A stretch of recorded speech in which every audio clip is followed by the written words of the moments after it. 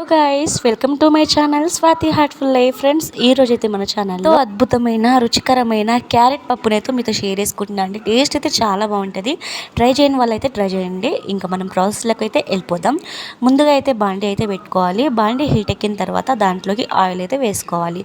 Oil heat ఎక్కిన తర్వాత పోపు దినుసులు జీలకర్ర, ఆవాలు, ఎండుమిర్చి, ఆ తర్వాత కరివేపాకు ఇలా వేసుకొని ఆ తర్వాత శనగపప్పు కూడా వేసుకొని మంచిగా వేగిన తర్వాత ఇప్పుడు మనమైతే పచ్చిమిర్చి ముక్కలు, ఉల్లిపాయ ముక్కలు, కరివేపాకు కూడా వేసుకొని ఈ విధంగా అయితే మంచిగా అయితే ఆయిల్లో వేయించుకోవాలన్నమాట. పచ్చిమిర్చి, ఉల్లిపాయ ముక్కలు అవన్నీ పచ్చివాసన పోయేంత వరకు వేయించుకున్నాం కదా.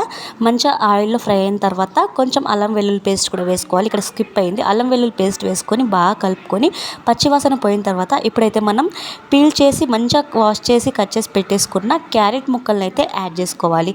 క్యారెట్ ముక్కలు వేసి మంచిగా ఆయిల్లో అయితే మంచిగా కలుపుకొని ఈ విధంగా మూత పెడుతూ తీస్తూ ఒక 3 టైమ్స్ అయినా మంచి ఆయిల్లో అయితే ఫ్రై చేసుకుంటూ ఉండాలి. మనము క్యారెట్ వేసినప్పుడు చూసారు కదా ఎంత ఉందో. ఇప్పుడు చూడండి ఆయిల్లో ఫ్రై ఉడికిపోతూ ఉంటుందన్నమాట. మనకైతే క్యారెట్ మెత్తబడిపోతుంది. ఎంత మంచిగా లో ఫ్లేమ్లో పెట్టి క్యారెట్ని ఉడికించుకుంటే అది ఆయిల్లో ఫ్రై చేసుకుంటే మనకు అంత త్వరగా ఉడికిపోతుంది అనమాట. క్యారెట్ మెత్తబడిపోతుంది. సో క్యారెట్ అయితే మెత్తబడిపోయిన తర్వాత ఇప్పుడు మనం కట్ చేసి పెట్టుకున్న టమాటో ముక్కల్ని యాడ్ చేసుకొని మనం సాల్ట్ అయితే వేసుకోవాలి. సాల్ట్ వేసుకోవడం వల్ల ఏంటంటే టమాటో ముక్కలు తొందరగా మగ్గిపోతాయి. సాల్ట్ వేసుకొని మంచి ఒకసారి కలిపేసుకొని ఇప్పుడైతే మూత పెట్టేసుకోవాలి. ఇప్పుడు టమాటో కూడా ఇట్లా మంచిగా మెత్తబడిపోయిన తర్వాత మనం ఈ టైంలో కూడా పసుపు యాడ్ చేసుకోవచ్చు. లేదంటే మీరు పప్పు ఉడికించుకునేటప్పుడు పసుపు దాంట్లో కూడా యాడ్ చేసుకోవచ్చు. నేను ఇక్కడ పసుపు అయితే యాడ్ చేయలేదు. పప్పు అయితే ఉడికించుకొని పెట్టేసుకున్న పెసరపప్పు.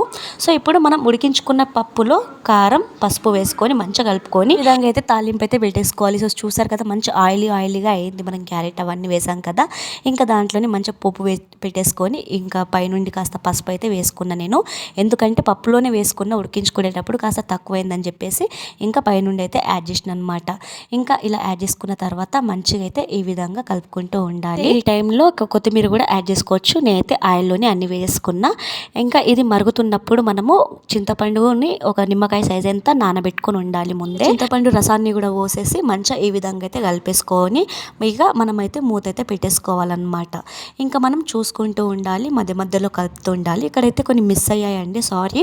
ఇక్కడ కొంచెం ధనియా పౌడర్ కూడా వేసి అయితే కలుపుతూ ఉండాలన్నమాట. ఇంకా మనకు పుల్లగా కమ్మగా చిక్కగా అయితే ఇంకా మనకు క్యారెట్ పప్పు అయితే రెడీ అయిపోతుంది. ఫ్లేమ్లో పెట్టుకొని మంచిగా ఉడికించుకుంటూ ఉంటే మనకు చింతపండు రసం అవన్నీ వేసాం కదా. సో అది ఉడికి మంచి టేస్ట్ అనేది ఉంటుందన్నమాట. ఇంకా ఫైనల్గా అయితే మన పప్పు అయితే రెడీ అయిపోయిందనమాట. అదేనండి క్యారెట్ పప్పు. టేస్ట్ అయితే చాలా బాగుంటుంది. వెళ్ళి ట్రై చేయండి. తెలియని వాళ్ళైతే ఓకే, తెలియని వాళ్ళ కోసం అయితే చెప్తున్నాను అనమాట. ఇంకా ఫైనల్గా క్యారెట్ పప్పు అయితే నాకైతే చాలా ఇష్టం అనమాట. నార్మల్గా నేను పప్పులే తినను, ఇట్లా క్యారెట్ పప్పు అయితే చాలా ఇష్టం అనమాట.